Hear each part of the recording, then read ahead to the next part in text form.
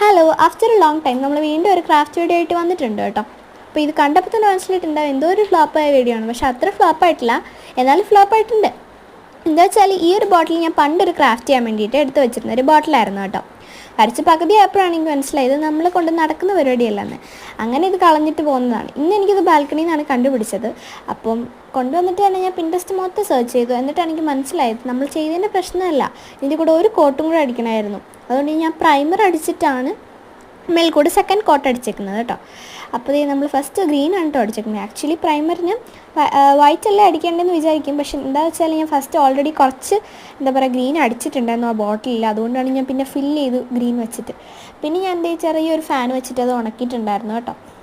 എനിക്കിന്ന് പുറത്തോട്ട് വേണ്ട അത്യാവശ്യം ഉണ്ടായിരുന്നു, അതുകൊണ്ടാണ് ഞാൻ ഫാൻ വെച്ച് ഉണക്കിയത്. അല്ലെങ്കിൽ പെട്ടെന്ന് ഉണങ്ങുന്ന സംഭവമാണല്ലോ. അപ്പോൾ അതിൻ്റെ നമ്മൾ സെക്കൻഡ് കോട്ടാണ് കേട്ടോ അടിക്കുന്നത്. സെക്കൻഡ് കോട്ട് നമ്മൾ പിങ്കാണ് അടിക്കുന്നത്. പേൽ പിങ്ക് എന്ന് പറയുന്നൊരു ഷെയ്ഡാണ് കേട്ടോ. പേസ്റ്റൽ ആക്രിലിക്കിൻ്റെ ആണ്.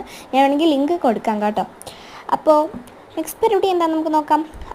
ആ ഒരു സമയം കൊണ്ട് നമുക്ക് വേറൊരു കാര്യം പറയാം. എന്താണെന്ന് വെച്ചാൽ നമ്മുടെ ചാനൽ ഫസ്റ്റ് നമ്മളെടുത്ത് പേര് പറയുമോ എന്ന് ചോദിച്ചൊരാളുണ്ട്, എവലിൻ്റെ ഒരു ഫ്രണ്ട് ജുവലിൻ്റെ പേര് പറയുമോ എന്ന് ചോദിച്ചിട്ടുണ്ടായിരുന്നു. അപ്പോൾ ഹായ് ജുവൽ.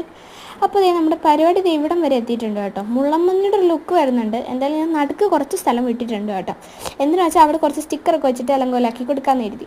പിന്നെ നമ്മളത് ഷോക്കേസിൽ കൊണ്ടുവച്ചിട്ടുണ്ട്. അങ്ങനെ നമ്മുടെ DIY മുള്ളമ്മന്നി ഇവിടെ റെഡി ആയിട്ടുണ്ട്. അപ്പോൾ ഇഷ്ടപ്പെട്ട എന്തായാലും കമൻസിൽ പറയണേ. അപ്പോൾ ഒരു പുതിയ വീഡിയോ ഇട്ട് തരാം.